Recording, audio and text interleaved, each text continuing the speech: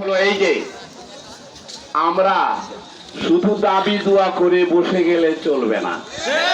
দাবি দোয়ার জায়গায় দাবি দোয়া থাকবে, ওরা কি করবে না করবে সেটা আমরাও জানি। অতএব কারণে খালি দাবি দোয়া নয়, প্রথমত আমাদের নিজেদের জিম্মাদারি যতটুকু আছে তা পালন করতে হবে। নাম্বার 1,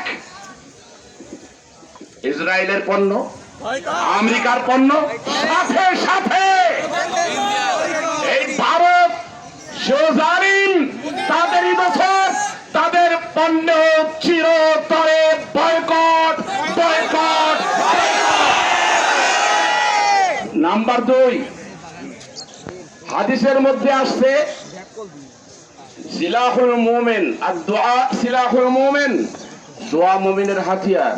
আমার আশ্চর্য লাগে তখন যখন ইমানদার এই মুহূর্তেও দোয়া করতে সময় আমাদের মজলুম ভাইদের কথা, মা বোনদের কথা, মাসুম বাচ্চাদের কথা যখন চোখের সামনে রক্ত ভাসতে দেখতেছি, এই দোয়া যখন ভুলে যায় আমরা মিনিটে